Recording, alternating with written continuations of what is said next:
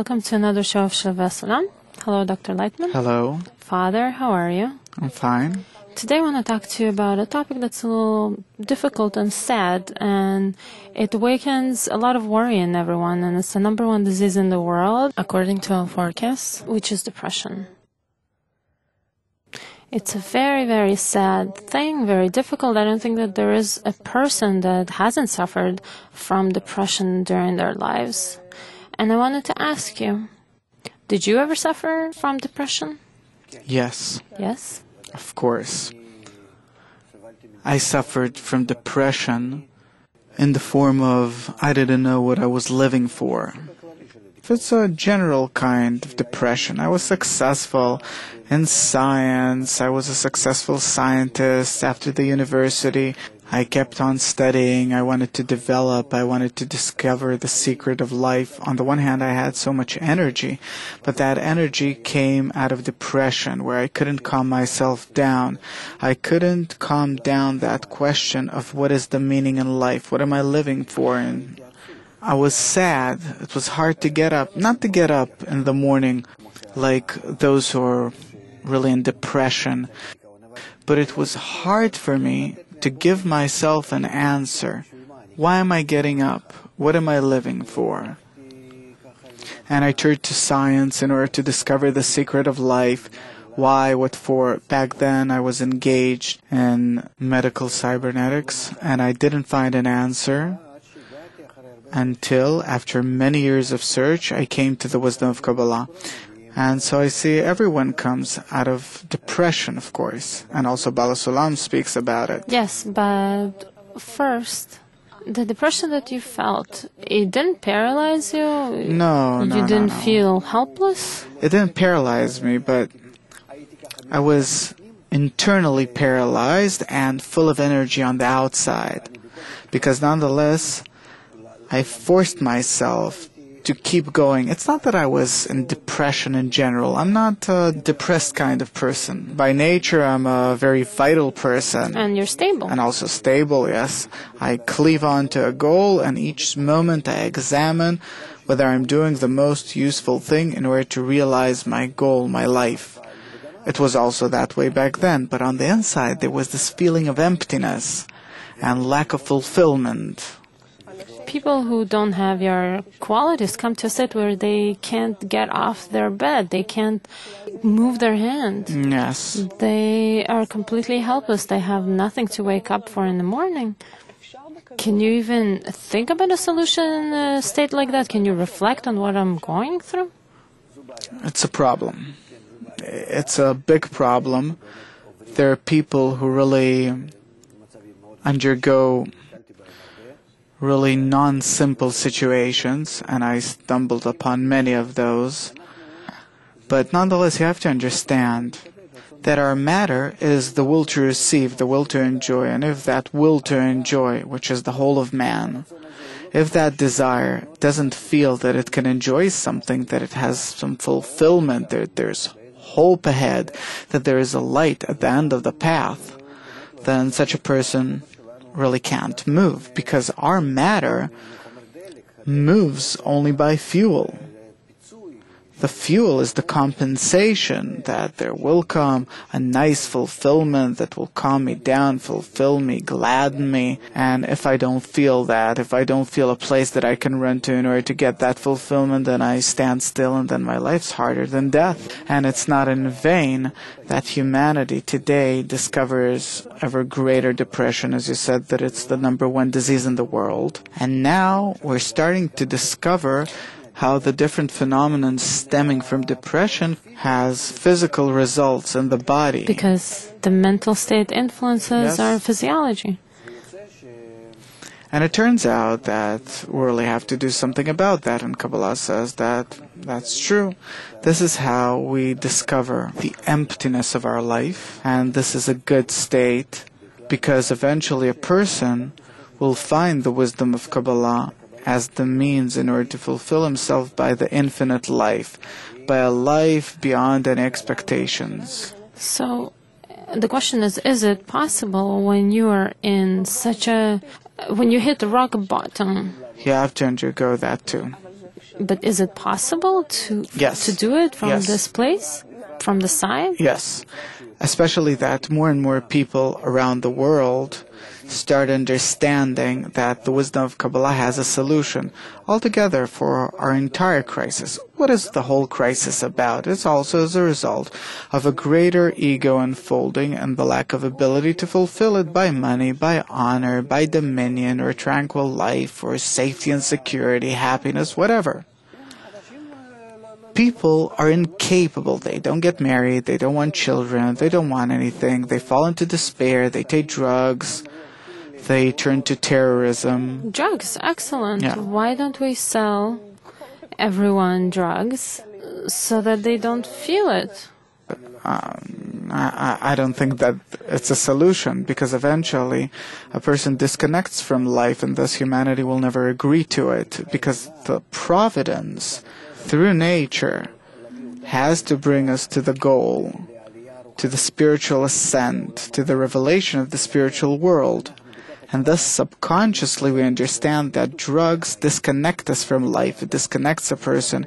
It cancels his self, the human part in us, and thus we can't agree to it. The truth is that drugs are something very cheap. You can hand them out and people won't feel anything, but that's worse than being dead. But if it annuls the I, then it's excellent. It annuls all the depressed and sad qualities that bother us. Were it not for the providence that through depression, through emptiness, we have to discover the true fulfillment, then really humanity would agree, and would agree to drugs and hand out drugs to everyone. Africa, Asia, Latin America, everyone. Whoever wants to disconnect from life, anyone who feels bad. When you look at it, they do this, but through prescription drugs.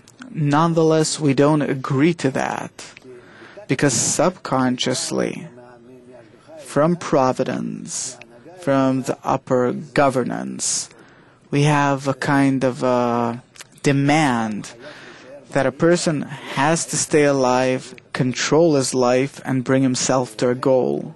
And thus we won't agree. I'm talking about humanity. I'm not talking about Kabbalists. Even humanity itself won't agree to drugs, because subconsciously there's this feeling that nonetheless life has a reason and a point. A purpose. Yes.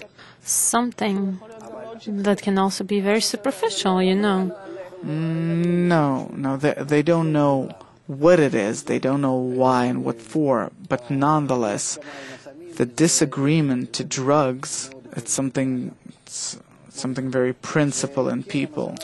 And if they do agree to it, then just a bit in order to prevent riots and different social problems. And on the other hand, it's an industry that's full of psychiatrists, psychologists, prescription drugs. It's an industry that's worth millions of dollars. It's all in order to unfold the emptiness in a deep, broad fashion, and as a result, to ascend to the real fulfillment. You must do that. You have to reach the evil, the bad. I have created the evil inclination, so it says. Our ego can't fulfill itself. Only the upper light can fulfill it, and we must come to that.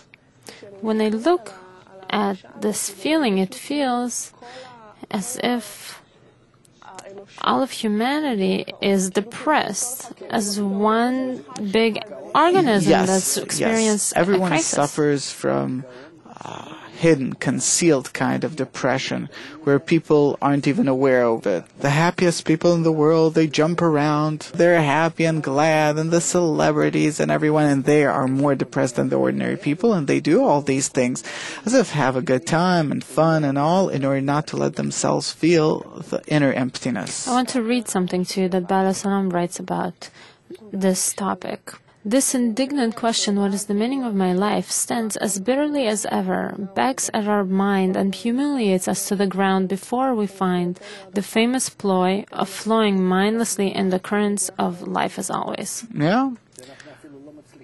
We can't even succeed in flowing mindlessly in the currents of life.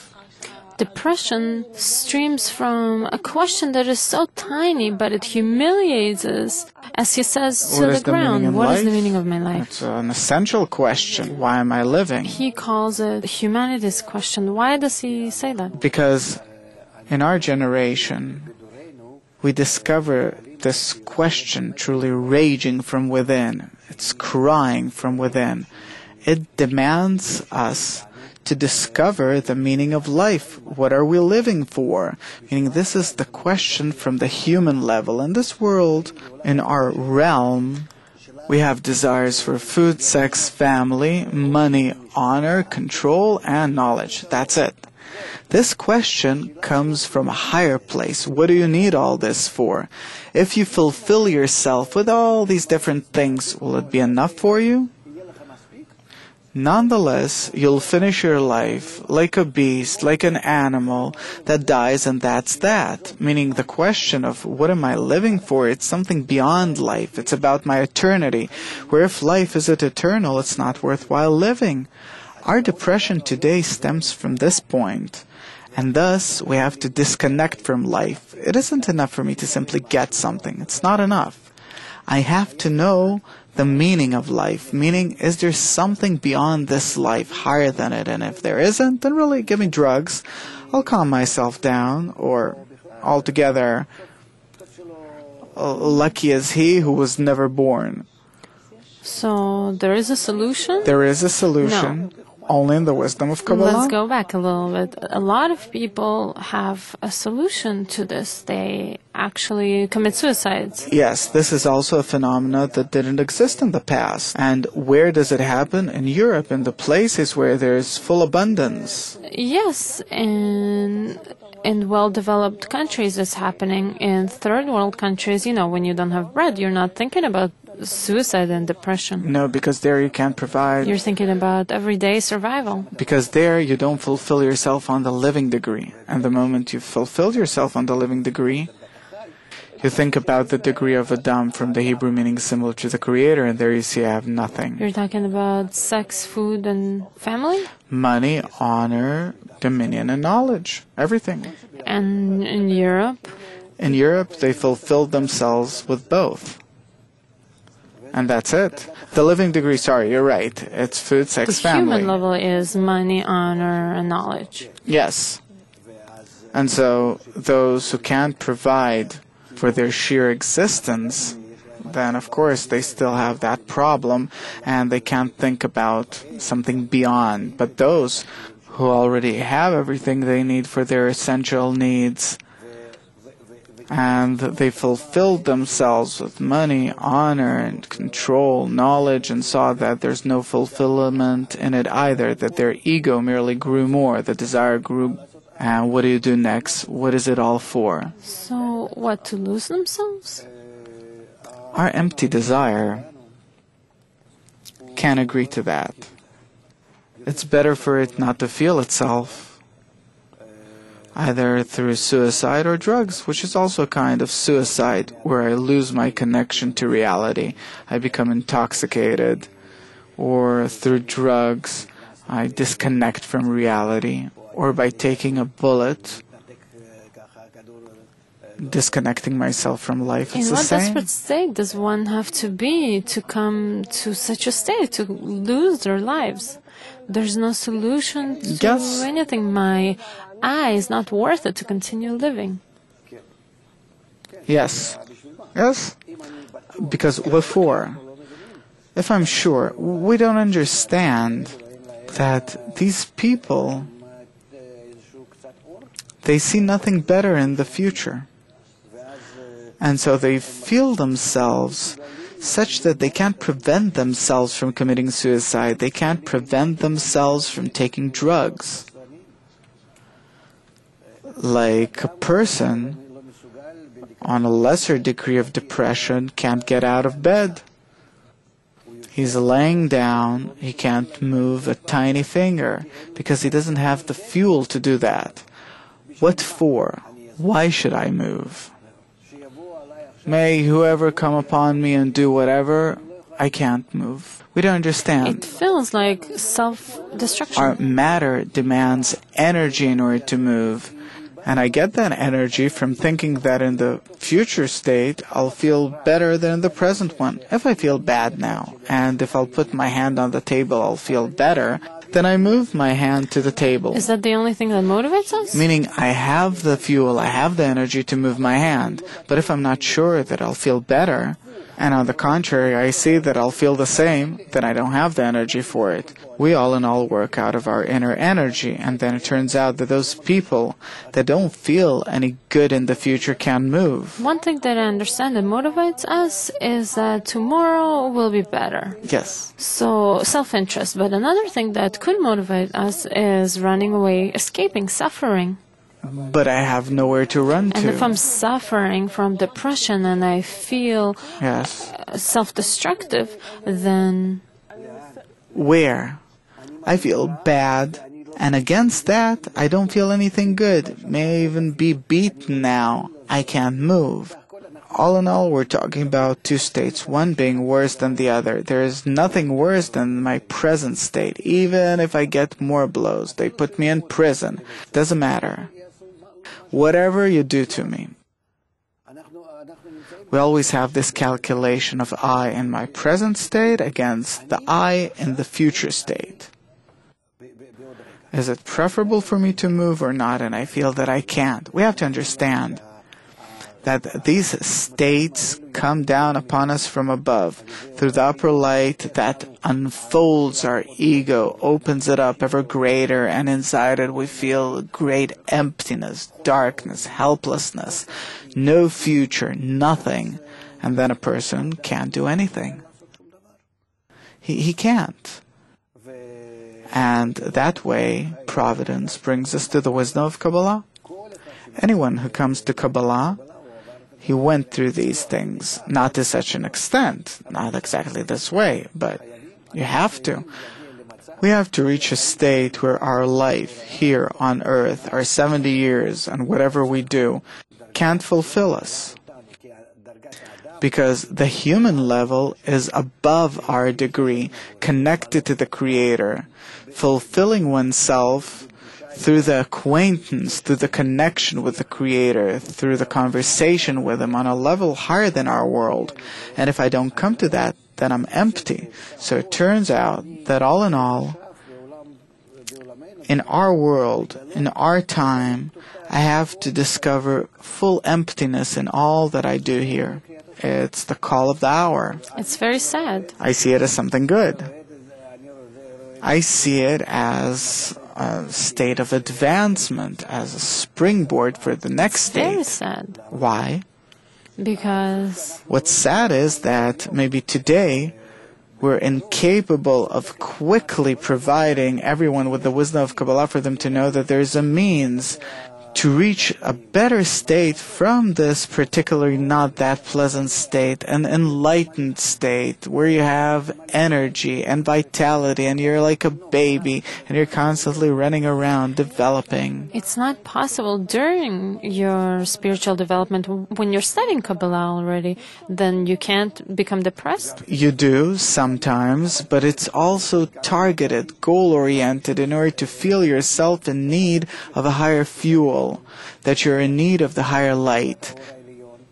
As it says, I have created the evil inclination, I have created the Kabbalah as a remedy because the light in it reforms, where I'm in need of that light to influence me, and without its influence, I'm empty, and that emptiness is felt as depression, as lack of power and energy. But immediately, through the studying, through the study group, through the environment, through the Kabbalistic books, immediately alongside with the illness, you discover the remedy. We call this descent. Yes. Or falls. Yes. And we have to accept them happily, actually, because it's a lever in order to advance. When I'm in a state like that, can I reflect and look at my state and say, it's a descent, everything's fine, be happy? Sure you can, of course. Because I know they're none as wise as the experience.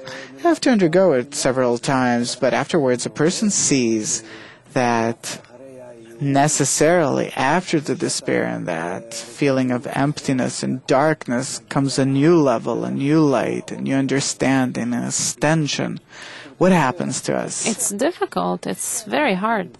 We are in such states where our ego is extending. We feel bad because it's empty. We fulfill it.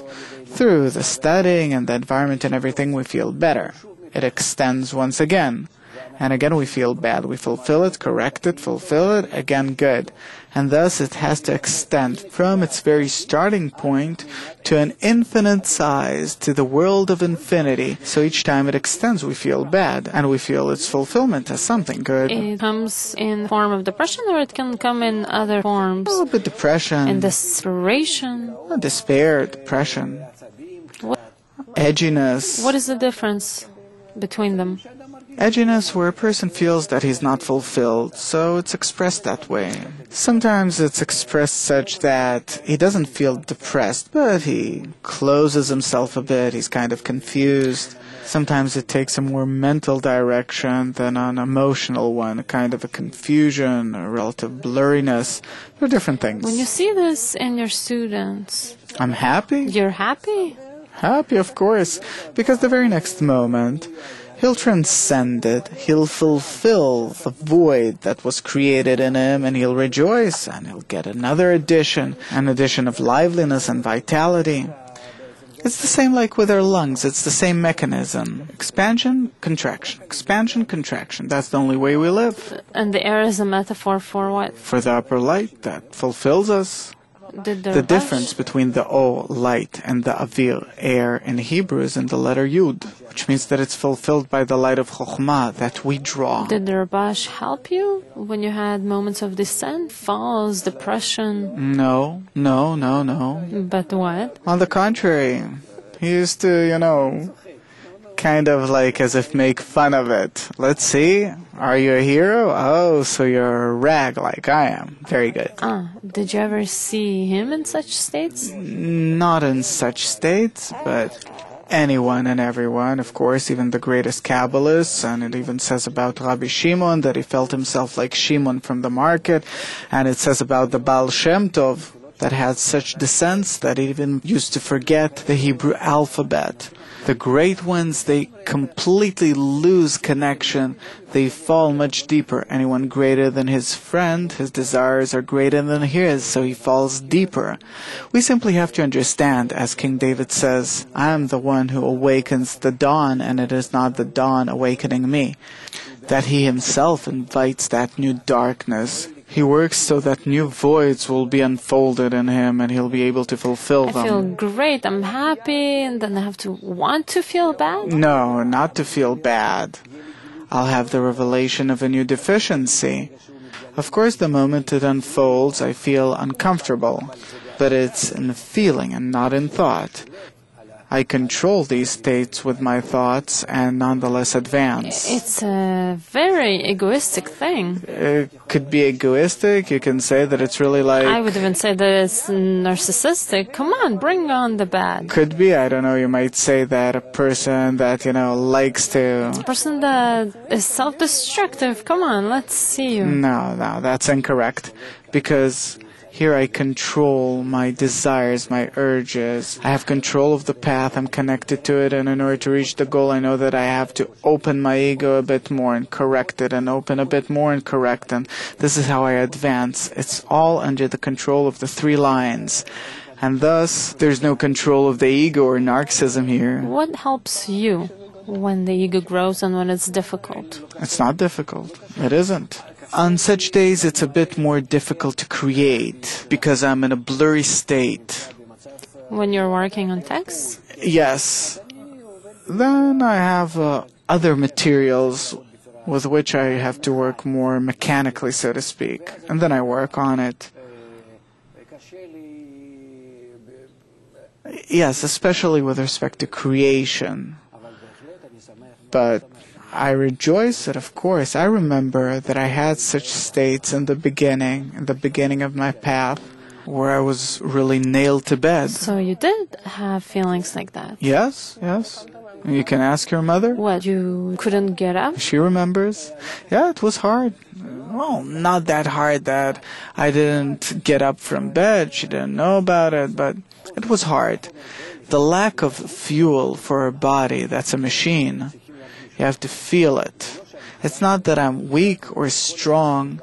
Each person has to undergo such things. The feeling of creation, who and what you are, how you're being governed. It's a must for everyone to feel that. And thus that humanity is now getting into such states. I'm very happy about it. Happy from the other side, meaning that it is only in order to bring them a remedy as quickly as possible. All the For the work better. that this organization is doing comes from worrying. Concern, and in order to bring a remedy for depression, yes, actually so. We turn to people who discover an emptiness in life, and thus, all in all, where a person really feels helpless and feels that there's no purpose, no meaning in life, the wisdom of Kabbalah comes and says there is a meaning in life, only look a bit above the horizon. Don't look below, but look a bit above. You see? Before you, there's a beautiful ascent. And if it's hard for the person, do you have a tip? He comes to a study group. He comes to an environment that lifts him up. So, the environment. Yes, environment is everything. So, There's nothing else that can help. Yes. okay. Thank you very much, Dr. Lightman. Thank you very much, our viewers. Let us be happy. In times of descent, too. Also during the descent, mainly. Have a great day. Goodbye.